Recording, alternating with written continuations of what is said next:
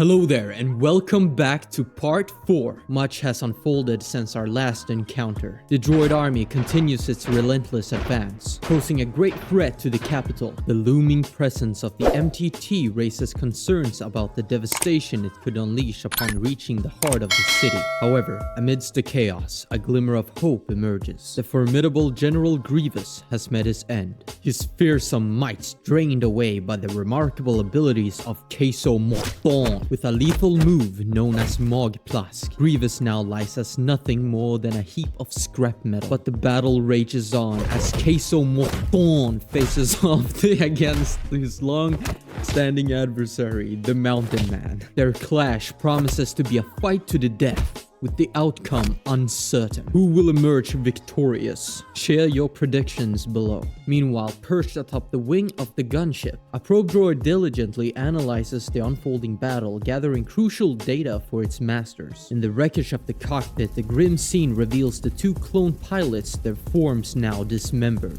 Amidst the devastation lies the fallen figure of the once esteemed Jedi Master Plo Koon, his fate sealed as he bites the curb. Equally tragic is the demise of his loyal commander Wolf, meeting a similar end. Their loss weighs heavily upon us. Beside them, Ayla and Quinlan also lie lifeless, their demise marking a sorrowful chapter.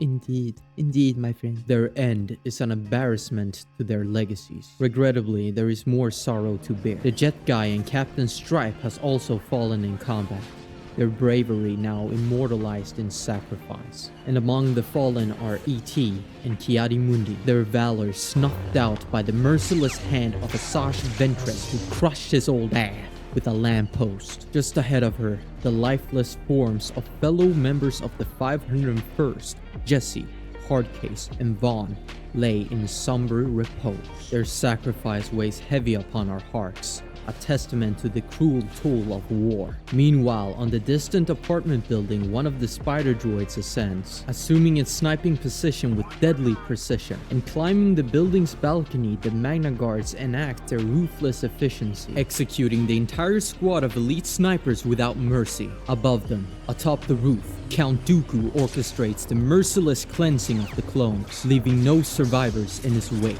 In his endeavor, he is aided by the notorious bounty hunter Jango Fett, whose lethal powers ensures the eradication of any who dare oppose them. Struggling within the building's first floor, Jedi Master Tip and his steadfast companions confront wave after wave after wave of relentless B-2 battle droids. Despite their valor, they recognize the inevitability of defeat. Upstairs, chaos ensues as Padme endeavors to guide the officers to safety, pursued closely by the menacing Magna Guards. Atop the final bastion of defense, Jedi Master Ace Croc and his steadfast companion Gishad make their last stand against the encroaching darkness. Behind the protective barrier, Anakin, Obi-Wan, and Luminara stand resolute, fingers poised on the triggers, prepared to confront whatever emerges through the gate. The ATT hums with charged energy, poised for action. Assisting their backs, Jedi Nadar wields his lightsaber ready for battle. Rushing out the door, more clones emerged as reinforcements, their resolve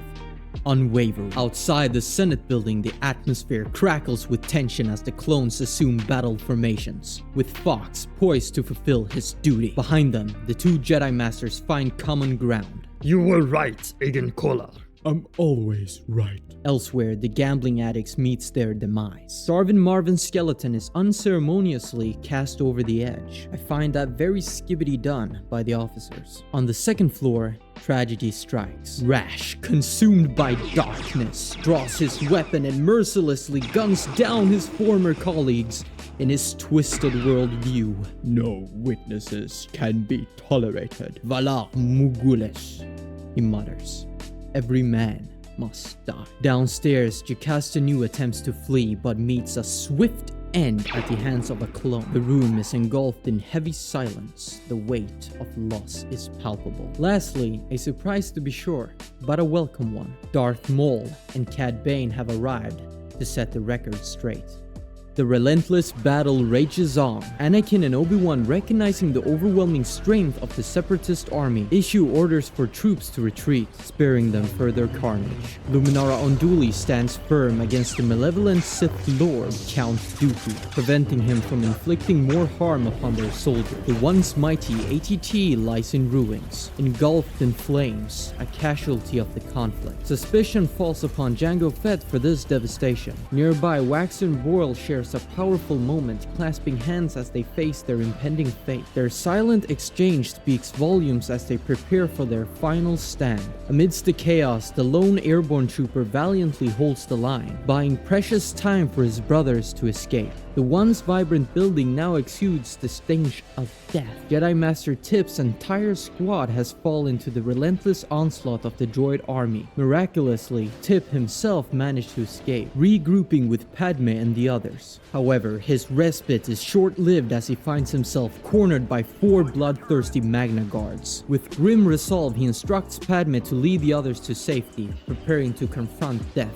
once again. Meanwhile, atop the balcony of the arcade house, tragedy strikes as not only clones but also a Jedi meet their demise. Nadar falls victim to a cunning spider droid's attack, its lethal shot penetrating his abdomen from across the street. The force of the impact propels him backwards, his body colliding with the wall and shattering his spine. In the brutal chaos of war, Ventress demonstrate the harsh reality with ruthless efficiency, executing 2 Jedi Knights, Ace Croc and Gishai, in a swift and deadly display of acrobatic skill. Their loss will be keenly felt by all who knew them. Meanwhile, atop the building's roof, another battle rages on, one of a more personal nature. The clash between the Mountain Man and Queso Morton continues, each driven by their own motives. For the Republic's sake, Morton emerging victorious would be the ideal outcome. His allegiance lies solely with himself, offering a glimmer of hope that he may turn his aggression towards the closest threat, the Separatist vehicles. However, lurking behind them are their notorious Cad Bane and the Sith assassin Darth Maul, accompanied by a contingent of commando droids, adding yet another layer of danger to an already perilous situation. The Senate building stands as a bastion of defense, now fortified to withstand the onslaught of war. Yoda, alongside Jedi Master Shakti and Kit Fisto, stands vigilant outside its walls, ready to repel any threat that comes their way. Meanwhile, atop the balcony, the treacherous Rash strides with an air of nonchalance, seemingly unfazed by his recent act of betrayal that claimed the lives of many officers. Below, a somber scene unfolds as clones summonly lay to rest the remains of the late Jocasta Nu, their duties a stark reminder of the cost of war. And amidst it all, Emperor Palpatine is escorted to safety by his loyal guards, ensuring that even in the times of chaos, the seat of power remains protected.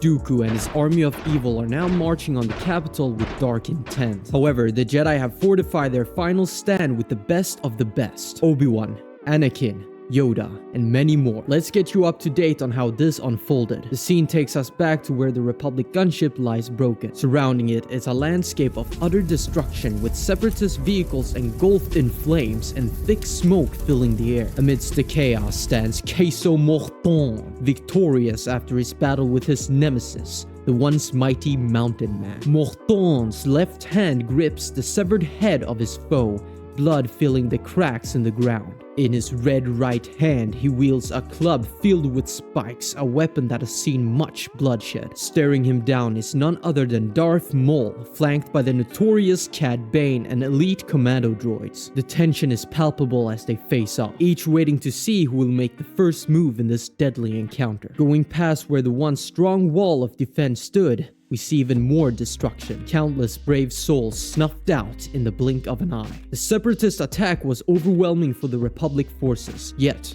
they fought valiantly. Luminara Unduli sacrificed herself along with many others in the desperate struggle. Inside the arcade building, B2 battle droids march relentlessly, led by Asajj Ventress. She cuts down an unlucky clone with ruthless efficiency, and many more are soon to face her blade in the face of death. The clones, using the crates as cover, make a last-ditch effort to hold back the droids, but the odds are grim. Their makeshift defenses are unlikely to withstand the onslaught for long. Outside the entrance, officers are making their escape amidst the chaos. One unfortunately trips on his third leg, hitting the concrete hard. The other officers, witnessing his fall, start spraying him with their special ingredient, a desperate attempt to help him recover. Now let's check on Jedi Master Tip behind the looming MTT. Oh no. It seems like the Magna Guards were too much for him to handle, but his bravery shines through. He managed to take down 2 of them before falling, a feat more impressive than most Jedi could ever achieve. Despite the overwhelming odds, he fought valiantly, and his sacrifice will not be forgotten. Over at the capital, Yoda tries to talk sense into his old apprentice, but Dooku will not have it. A little too late. Dooku retorts, his voice cold and unyielding. By Yoda's side stands Kit the Fister and Shak Ti, their expressions grim and determined. Rushing inside are the officers that Padme and Tip helped escort to safety. Wait a minute. Officer Rash is walking among them, blending into the crowd as he attempts to make his escape. Inside the Senate building's first floor, Palpatine is engaged in a conversation with the officers, his demeanor calm despite the chaos outside. Lastly, we have Jango Fett flying over the arcade building, his jetpack roaring as he waits for his order to strike. The battle rages on and every moment grows more critical. Don't forget to like and subscribe. Thanks for watching, and I'll see you guys in the next one.